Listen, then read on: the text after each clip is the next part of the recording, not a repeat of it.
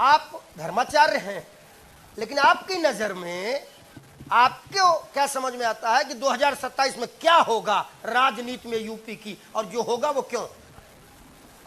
देखिए, जिस हिसाब से हमने व्यवस्था परिवर्तन देखा है और वास्तव में लोकतंत्र और संविधान को लागू होते देखा है, चाहे वो जो है संभल में हो, और फिर चाहे वो अयोध्या में हो, और फिर चाहे वो तीर्थराज प्रयाग की धरती पे हो, हम ये निश्चित होकर कह सकते हैं, पूरी तरीके से आश्वस्त करा सकते हैं आपको कि योगी जी ने प्रथम टर्म और सेकंड टर्म में जिस हिसाब और किताब में जीता था ना, उससे बढ़ चढ़कर जीतेंगे। और जो लोग ये बयानबाजी कर रहे हैं ना, इनकी पूरी 27 की 27 नक्षत्र खराब कर देने वाले हैं 27 में योगी आदित्यनाथ जी महाराज।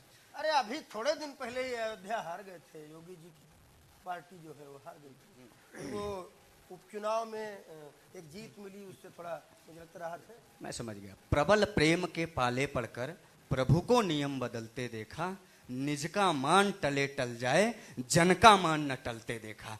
गला फाड़ फाड़ के जो लोग कह रहे थे संविधान दिखा दिखा के कि ये संविधान खतरे में आ जाएगा, ये लोकतंत्र खतरे में आ जाएगा, वो आज भी विपक्ष में बैठे हैं। लेकिन एक सीट फैजाबाद अयोध्या हारने के बाद संविधान और लोकतंत्र भारत में नहीं दुनिया में सुरक्षित और मजबूत रूप से स्थापित हो गया है। आज कोई ये नहीं कह सकता है कि लोकतंत्र खतरे में है, संविधान खतरे में है। ये भगवान ने जो है अपने प्रियजनों की रक्षा की है।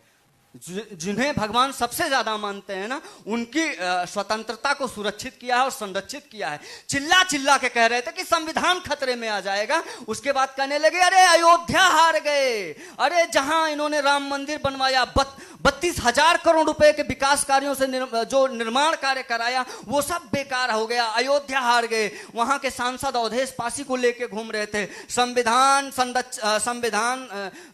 संरक्षक, संविधान का प्रणेता, लोकतंत्र सेनानी, ना जाने किन किन उपाधियों से नवाजा जा रहा था। लेकिन मेरी बात सुनिए, 60,000 वोट, 50,000 वोट से माननीय अवधेश पासी साहब नवनिर्वाचित सबसे बूढ़े सांसद जीते थे अयोध्या से, और 60,000 से अपने विधानसभा में वो चुनाव हार गए। और उनके विधानसभा की छोड़िए, वो अपने गांव का पोलिंग बूथ भी हार गए। और मैंने यहां तक सुना है कि अजीत पासी के घर के लोगों ने भी, अवधेश पासी के घर के लोगों ने भी अजीत पासी को वोट नहीं दिया। जी बिल्कुल, आप जांच करवा लीजिए, अजीत पासी की पत्नी ने भी वोट नहीं दिया अजीत पासी को।